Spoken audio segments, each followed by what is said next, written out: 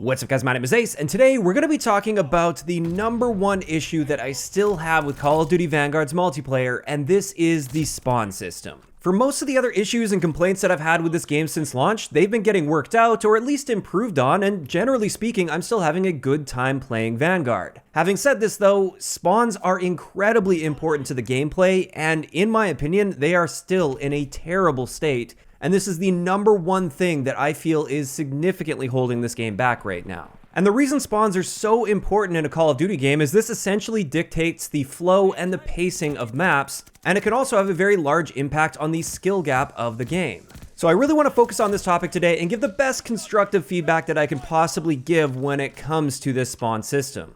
And in my mind, the best way to do this is to simply look back at how spawns used to work in every other Call of Duty game, with the one exception being Modern Warfare 2019, where it seems like something completely changed, and now it seems like a lot of that logic has carried over into Vanguard. Perhaps this is something to do with the big engine change, maybe that also included a total rework to the spawn system. I don't really know what changed when it comes to the code, but I do know how the code at least used to work for older Call of Duty games.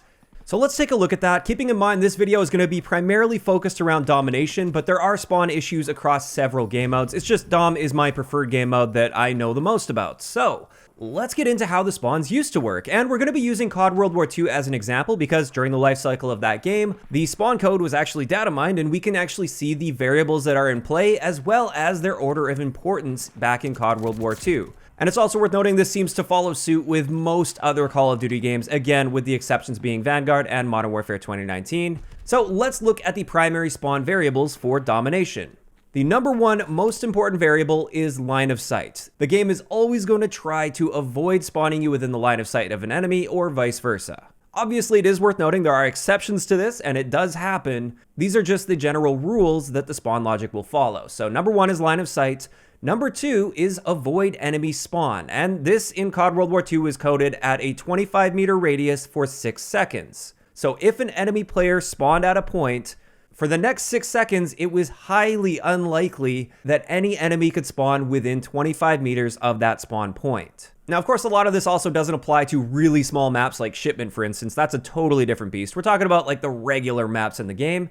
The third variable is avoid enemies. And this is basically like a bubble that follows you around, and this is your bubble of influence over the enemy's spawn. And in COD World War II, this radius was 66 meters. So if you were within 66 meters of a spawn point, even if you didn't have a line of sight on it, you are going to have influence over that spawn. It doesn't necessarily guarantee that you block the spawn, but it has heavy influence over that. And this is the type of thing that can push a spawn from a primary spawn location to a secondary spawn, or potentially force a full flip.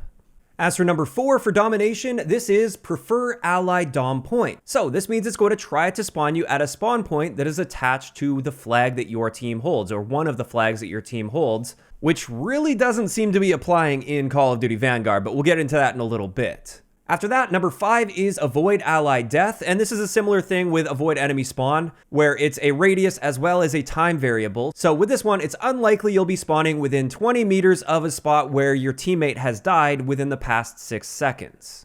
After that, we have #6, which is prefer last team spawn dom point. And essentially with this variable, it's just trying to make it so that there's a clear distinction between this is our side of the map right now, and that's the enemy's side of the map. And it prevents partial flips from happening constantly, which is again, something that really frequently happens in Call of Duty Vanguard. And then finally, for #7 on the list, keeping in mind these aren't all the variables, these are just the top 7 most important variables. This is avoid enemy dom point, and this has a 25-meter radius. So with this one, it tries to not spawn you near a flag that the other team is holding.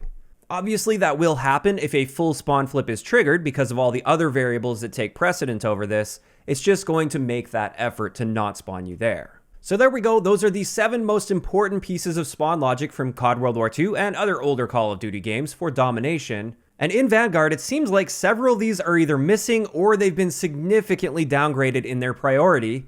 And these are prefer ally dom point, prefer last team spawn dom point, and avoid enemy dom point. Essentially, in Vanguard, it seems like there's very little to no attachment with the spawn points to the flag positions. And this is causing some very big issues in Domination on a game-to-game basis. If you come by my stream sometime, you might catch me on a rant. I run into these problems in almost every single game of Domination that I play, and this is across a wide variety of maps. It's not just one problem map or anything.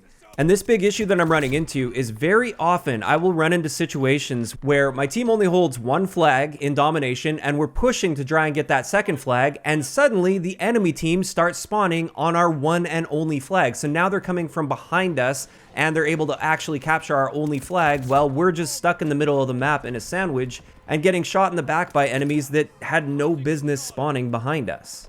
And while doing a bunch of spawn analysis, I was able to capture the perfect example of this happening. As we can see in this situation on Desert Siege, our team only holds the A flag, and the majority of my team is starting to make that push toward the B flag. Only one single teammate is past the B flag, and they are just barely past the B flag line as well on the map. It's not like they're pushed right into the back part of the enemy spawn location. They definitely don't have a line of sight on all of the potential spawn points that the enemies could be spawning at. And yet, look where that enemy player just spawned.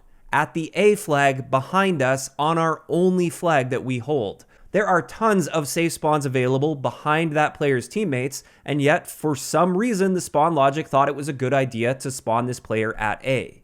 This is an unacceptable spawn in Domination, especially with the frequency at which I see spawns like this. If it were like a 1 in 1,000 type of a spawn, whatever, not a big deal. But like I said, this is happening on a game-to-game basis on a wide variety of maps. And it's situations like this that destroy the entire integrity of the game mode. Domination has always been focused around gaining map control, capturing 2 flags, and holding the enemy team in their 1/3 of the map. You capture 2/3 of the map, you give the enemy 1/3, and it's on them to push their way out. And that's the entire tug of war of Domination. You're rewarded when you gain map control because now you limit the enemy player's options and they have to fight their way out to regain that map control against you. And if they manage to do that, now it's your team's turn to push back and try to do the same to them. And the entire competitive nature of Domination is that back and forth, pushing for that 2/3 of the map.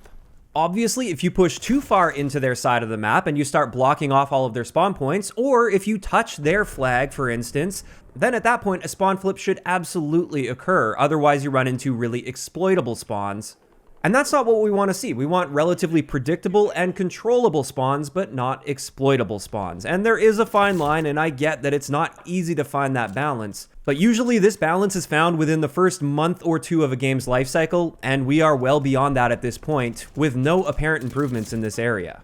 Now, another key element of the spawn system that I feel is missing or just not really working as well as it used to work in older Call of Duty games, and part of this may be map design, but this is an apparent lack of secondary spawn locations. And what I mean by this is, let's just look at St. Marie-du-Mont in COD World War II. Since this map did have a very typical sort of Call of Duty map structure, the primary spawn location that the game would spawn you at 99% of the time if there's no pressure put on these spawns is going to be right in the back center of the map. One team will be spawning on one side, the other team will be spawning on the other side. However, if one player, for instance, starts pushing in toward the enemy spawn location, they can force away from those primary spawn points because those primary spawns might not be safe, but instead of triggering a full spawn flip to the other side of the map, so now the enemies are going to be coming from the other direction, you have to turn around and go all the way to the other side of the map to find them, it would instead force them into a secondary spawn location.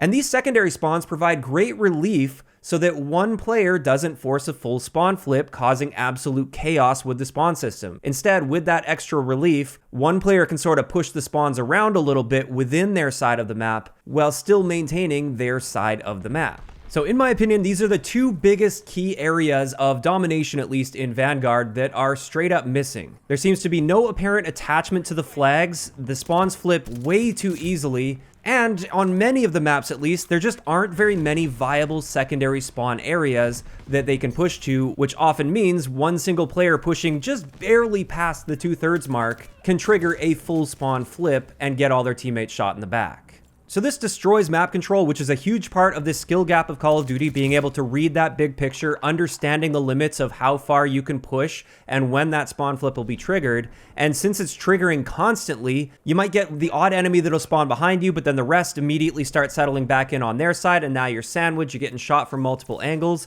And of course, we do have forward intel, which alleviates the issue to some extent, because it at least allows you to see when these bad spawns happen. But that doesn't excuse these bad spawns, because these bad spawns will still break up the map control in the game. And when I refer to map control, I want to be very clear, because people often misrepresent map control. I'm not talking about strict spawn traps where the enemies have no chance of fighting back. You're basically just sitting there posted up, watching them spawn into your line of sight or just around the corner and then walk into your line of sights immediately after spawning. I'm not talking about that. That I consider to be exploiting spawns. I'm just talking about the general control over the map, where if I hold 2/3 of the map and I don't push in, it shouldn't be causing a full spawn flip. Now, a lot of people have been speculating that this is 100% intentional. They want these spawns to be sort of randomly flipping. They want these crazy breakout spawns that are practically unpredictable unless you're using forward intel, I guess. Because introducing more randomness like this would technically benefit lower skilled players, because now if they do spawn out like that and get a strange spawn, now they could potentially shoot some better players in the back that didn't expect that and didn't see that spawn coming. But in my mind, this hurts the lesser skilled players as well, because there's no clear distinction between our side of the map and their side of the map, and this is the general direction the enemies will be coming from. That's something that even on a very basic level, anybody should be able to pick up on and understand. At least most of the time, it should be easy for even an average to below average player to know that the enemy is spawning on that side, we are spawning on this side. And a lot of that is just gone in Vanguard, and this just leads to some crazy flow with the maps, which often slows down the pacing of the map as well. I do find this in a lot of the maps too, especially the bigger maps. They're playing a lot slower than they could be if the spawns were just designed better to make more sense and prevent these random flips all over the place, so you're constantly chasing spawns from one end of this massive map to the other end of this massive map. And finally, I just wanted to address the term squad spawns. Personally, I don't like the term squad spawns. I don't think that accurately represents what we're seeing in the game. I see a lot of people, especially from the competitive side, calling this squad spawns, and maybe it works different in Hardpoint or something, which I haven't done a ton of analysis on. But at least in like Team Deathmatch and Domination, these are not squad spawns. The term squad spawns implies that the game is always going to try to spawn you with one of your teammates. And we just saw in that example I shared earlier, this is obviously not the case. If there were squad spawns in the game right now, this spawn flip wouldn't have happened. That player would have spawned near his teammates, as he should have, but that's not what we're seeing. I've also seen some people make the claim that with this squad spawn system, or this apparent squad spawn system, that there aren't actually spawn points on the map, like set spawn locations, and instead it's basically going to spawn you out of the butt of one of your teammates. And again, that is not true. As I was doing my spawn analysis on Desert Siege, I picked up on every single spawn point that the enemies are spawning at, and they are set spawn points that you would consistently see players spawning at. So no, that part's not true either.